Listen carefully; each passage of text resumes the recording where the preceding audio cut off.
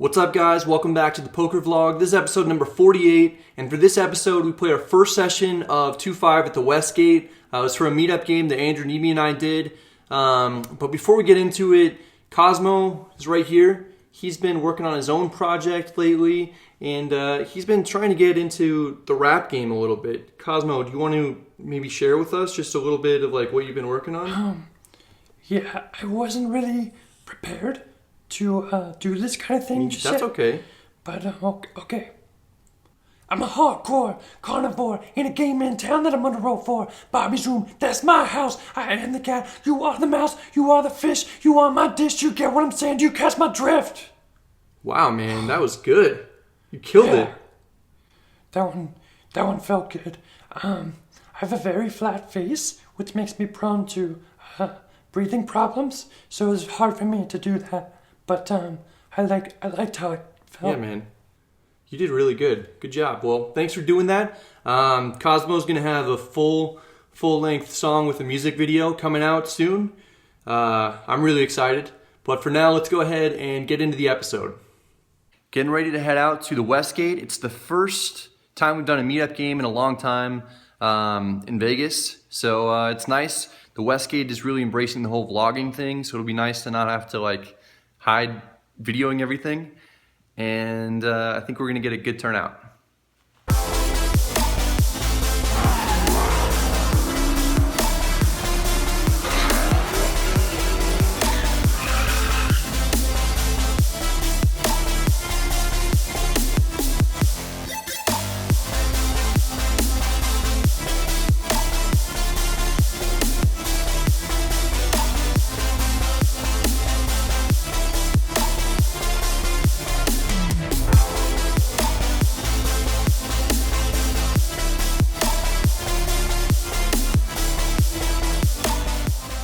We're at the first meetup game at the Westgate. We buy in for 1,000 and we're playing 2-5. Early on, I pick up ace-jack offsuit in the hijack. It's a straddle pot, folds to me, and I raise to 35. The big blind calls, we go heads up to the flop. It comes queen 10-3 with 2 spades. The big blind checks. We've got an overcard with a gut shot to the nuts. Good flop to c-bet in order to get deuces and pocket pairs from 9s down to 4s to fold. I bet 40. The big blind calls. The turn is another 3. The opponent checks. I check back this time. The river is a king, giving us Broadway. The player checks again. I'm hoping he'll have something like king queen, king jack, jack 9, or king 10. I bet 85. Unfortunately, we don't get a call. The opponent folds and says he has pocket 4s. A few minutes later, this guy here, Chad, in the Florida Gators hat, buys around a Washington Apple Shots, our signature meetup game drink. He's a really funny dude. I get switched to his table right after. Chad opens to 15 from under the gun +1. I'm in the hijack with ace-jack offsuit and 3-bet to 50. The button calls and so does the small blind. Now it's back on Chad. He goes ahead and 4-bet rips it in for about 550 total. Something seemed a little fishy about it, but I couldn't come along with 2 people behind me that cold called my 3-bet. I have to let it go. The other players fold as well. Chad now turns over 5-3 offsuit. He takes it down. Sure, he could have chosen a better hand to get it all in with, but he does have some things going for him. He's got both a 5 and a 3. These are key blockers, making it much less likely his opponents have pocket 5s or pocket 3s. Sometimes I think people just do some crazy stuff just to be on the vlogs. Yeah, no, I think so too, buddy. Chad got us good, and I'm a little sad about it. Luckily, we ordered several pizzas that come in just in time for me to eat my feelings. Next, we get pocket 7s in middle position. It's a straddle pot. We open to 35. The button 3-bets to 90. It folds back to me. I call for 55 more. We're heads up and the flop comes ace-jack 3 with 2 diamonds. We check. The button bets 105. This is not a great situation to be in. We fold. I've lost another pot and I'm still sad. The worst part is that this time there's no more pizza. The good news is that my buddy Poker Crowd has just arrived. He's always smiling and cheering people up. Plus, he's got a sweet shirt on. With Poker Crowd in the house, I'm ready to start winning again. I pick up king queen offsuit in the small blind. The player under the gun +1 opens to 15. Folds back to me. This is a hand that's not quite strong enough to call and play from out of position, but has some key blockers. I put in a 3-bet to 50. The pre-flop raiser calls, we're heads up, the flop comes Jack 7-4 with 2 diamonds. I don't beat much that would open and then call a 3-bet. I'm losing to all pocket pairs and ace high hands, so I'm gonna have to bluff if I wanna win. I slide in 75, that does the trick, the opponent folds, we win. Here we have King Jack of clubs, under the gun +1 and open to 15. 2 players in middle position call, then the big blind, we go 4 ways to the flop, comes Jack 9 deuce with 2 diamonds, we've got top pair, good kicker, and now the big blind leads out for 35. This sort of confuses me.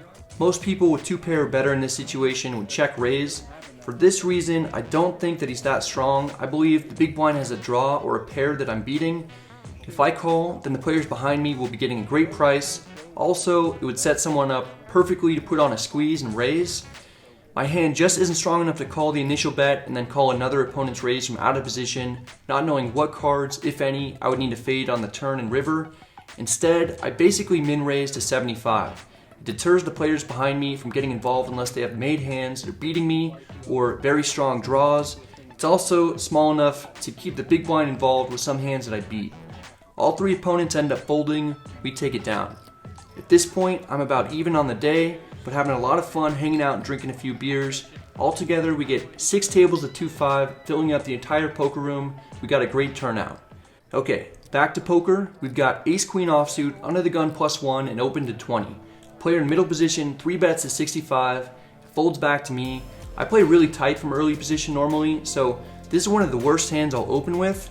My opponent 3-bet from 2 positions to my left. It's relatively early.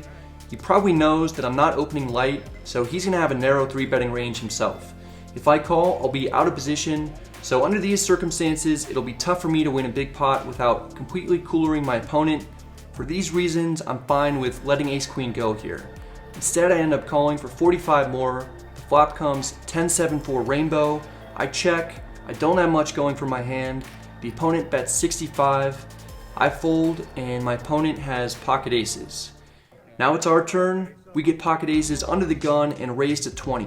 It folds to the button, who 3-bets to 65.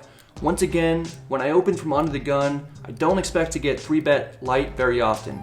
For that reason, I think the button is likely to be strong enough to either call a 4-bet or possibly 5-bet me if I 4-bet.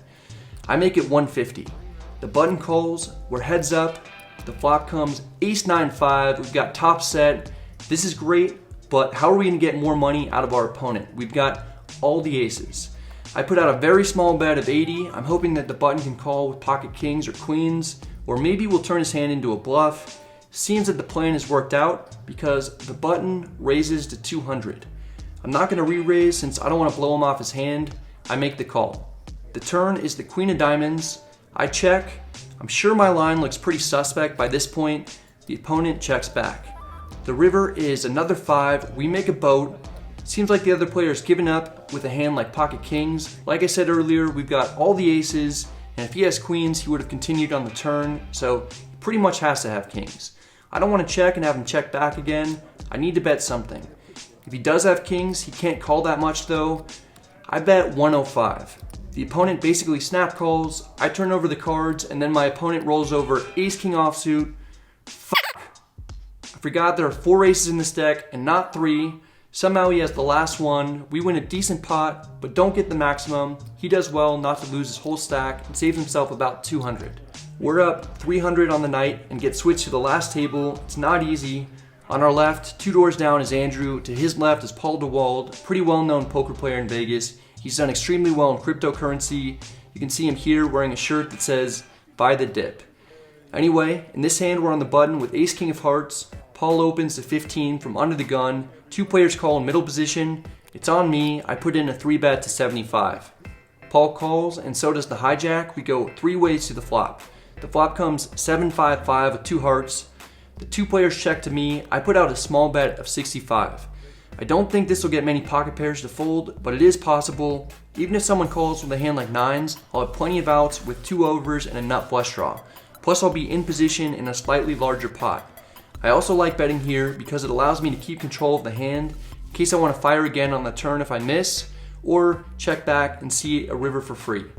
If somehow one of my opponents has trips or better, I don't think I'll get raised very often here either, Most opponents would rather wait until a later street in hopes that I'll bet again with a hand that they're dominating. Paul ends up calling from under the gun and the hijack folds. We're heads up, the turn is to 6, I expect Paul to check. To my surprise, he leads out for 225. This is pretty frustrating, I have a strong draw, I'm facing a competent player who opened from under the gun, called a 3-bet, called a flop bet, and is now leading into me for 3.5 times the amount that I bet on the flop. Is it possible that he flopped or turned to full house? The ace and king of hearts are accounted for, making it a lot less likely that he's bluffing with a flush draw. If he has any pair I'm behind, there's at least some chance he has a boat and I'm dead. I reluctantly let my hand go. Paul's a nice enough guy to show for the camera. He turns over 9-8 of hearts. He flopped a straight flush draw, turned the straight, and wins a nice pot. That was the last interesting hand. Time to rack up.